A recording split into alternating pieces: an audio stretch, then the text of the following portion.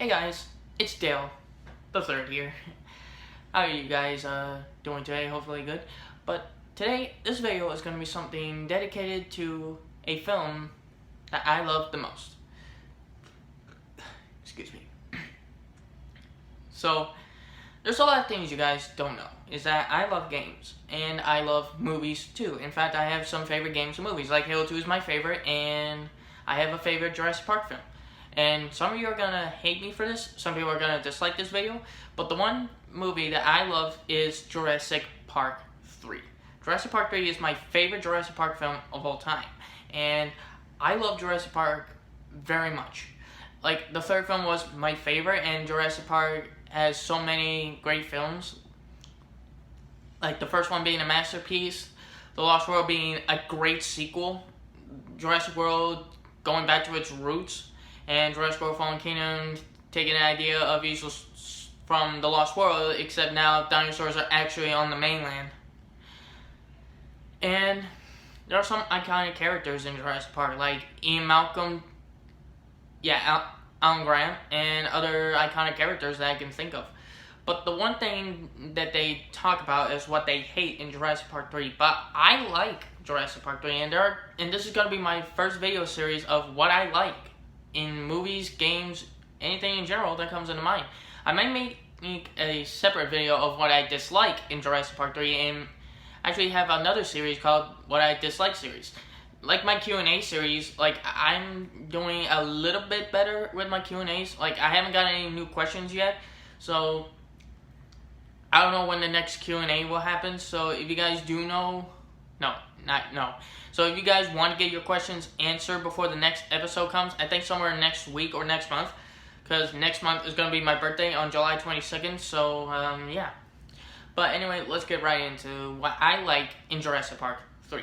Now to understand that, we need to understand when Jurassic Park 3 was released. So Jurassic Park 3 was released on July 18th of 2001. That's the year of my birth. But on July 18th, that was 4 days before my birth.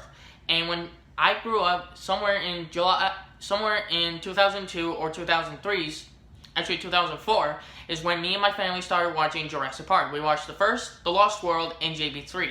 And when I saw JB3, I think that was the first Jurassic Park film I ever watched.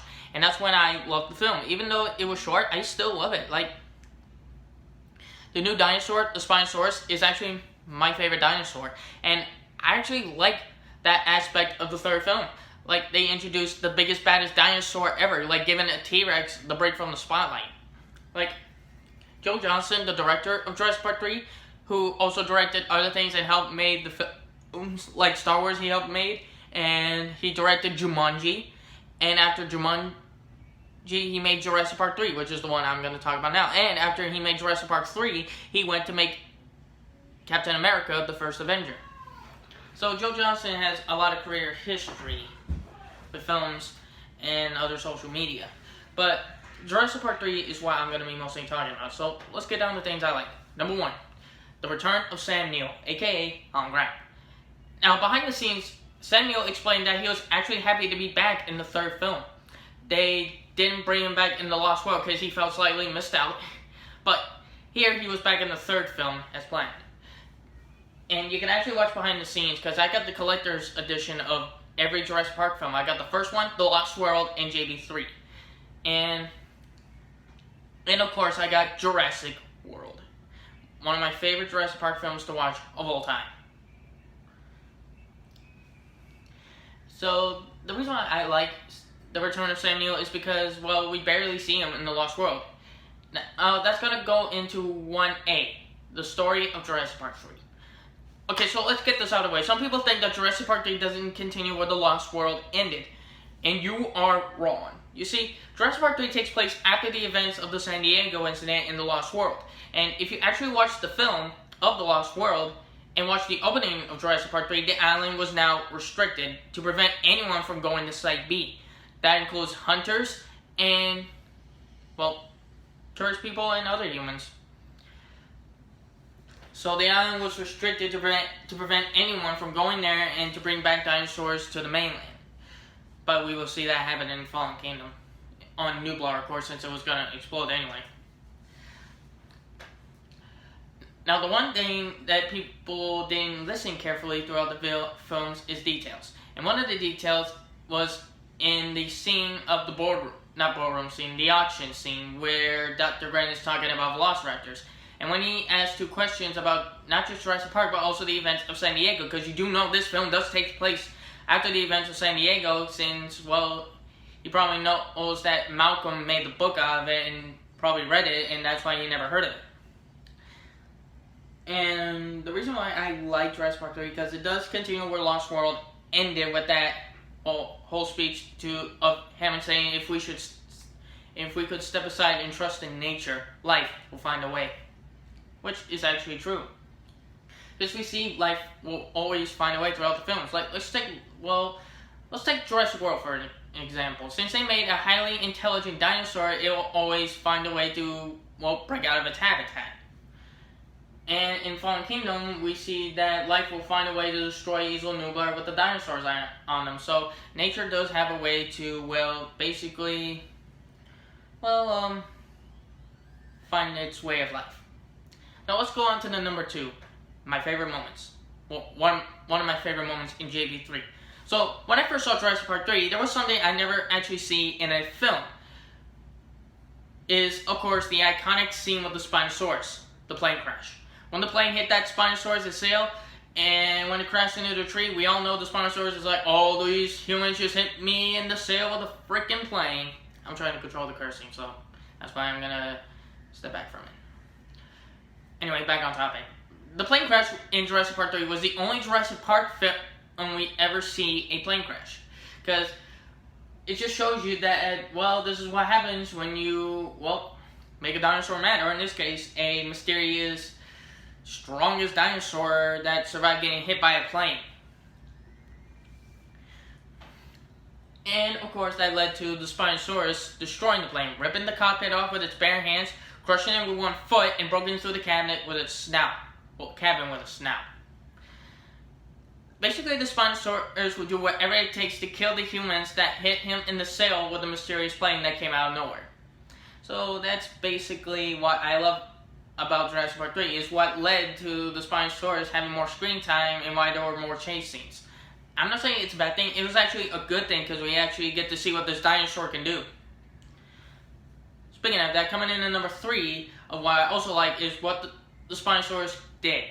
Now, we all know what Rexy did in Jurassic Park 1 in the iconic scene in the film of the first Jurassic Park movie. When the T-Rex broke out, she destroyed a car, flipped it over, destroyed it to pieces, and of course tried to eat a tire like a tug of war.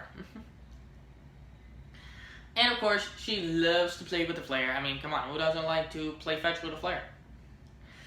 But the Spinosaurus actually did more things than what Rexy could.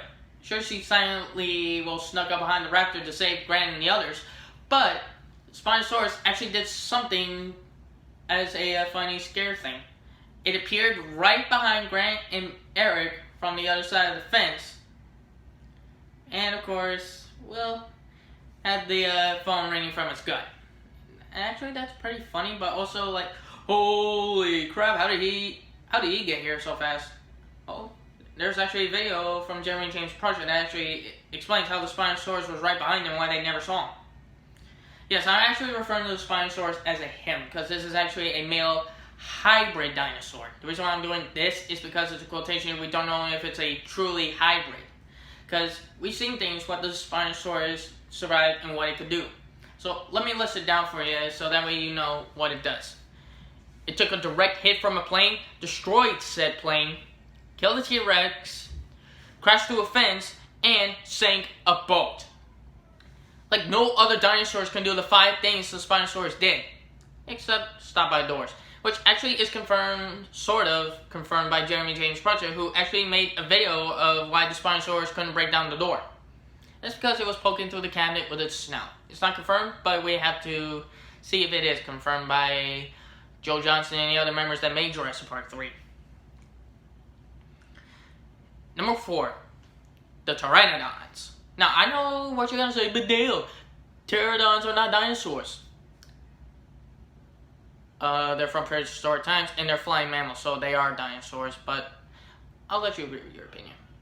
So pteranodons are actually the ones that weren't on scene that much in The Lost World, and we haven't seen them in the first film. So when director Joel Johnston made Jurassic Park 3, he actually surprised the fans with a pteranodon attack that led to the iconic parasail with Billy, risking his life to save Eric. And I kind of like how Billy redeems himself from stealing the raptor eggs just to sacrifice himself to go save Eric from the flock of pteranodons and the babies, which is actually a pretty nice touch. And here's the fifth and final thing that I love about Jurassic Park 3. Number 5, and that is, it is the prequel to Jurassic World. Now, I know some of you are thinking, but Dale, Jurassic World and Jurassic World Fallen Kingdom doesn't take place after the events of Jurassic Park 3. Yes, it does. Because if you actually go to the website, it actually explains that Hoskins captured the escaped pteranodons from Sorna and brought them to Nublar in the pteranodon habitat that we see in Jurassic World. So Jurassic World does take place after the events of JP3.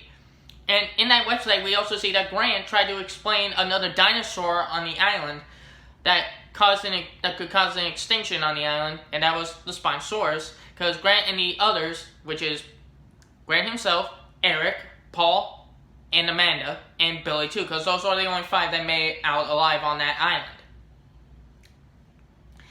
And, of course, yeah, I did say Billy, so I did correct myself. And the reason why I think it is because it shares something similarity to what I was thinking when I first played Need for Speed Heat. Is that I have a theory that Need for Speed Heat was actually a sequel to the original Most Wanted and Carbon. Because that's why we see the iconic M3 GTR. And if you actually pay attention to the cutscene of Follow the Law towards the end of the mission, like you can hear 2 cops explain to a certain character that lost the M3 GTR. And, of course, it's the M3 GTR we see in the background. And it's something that is called details. Like, you gotta pay certain details to know if it's a sequel or not. And that was what was disappointing with Criterion's Most Wanted, is that Criterion's Most Wanted didn't have a story during development. It was gonna have a story in the beta version, but in the full version we didn't get a story. It's basically a Grand Theft Auto free roam racing type of racing, not crappy. But it is terrible. There's no reason to speedrun it, because Most Wanted actually had more glitches compared to what speedrunners could do to Carbon. So basically, that's all I have for this video. That was my video of what I liked about Jurassic Park 3. Now make sure you guys click on my channel and watch the other videos I have. Watch my full 4 videos of the Q&A, and watch my 5th one that I just published. Well, a couple of days ago. Well, I think I published it last month, which I think I should. So go check that out. Leave your questions there, and if I do make another Q&A episode, I'll go gladly check it out. I'll go ahead and gladly make another Q&A. But remember, you can ask me more than one question that I can gladly answer. Hopefully you guys enjoyed this video. I hope you learned something from this, and I hope I'll see you guys next time for another video of why I liked Halo 2, which will be somewhere next week. Hopefully. So, I'm Dale, I'm out, and I hope you guys enjoyed the video. Peace!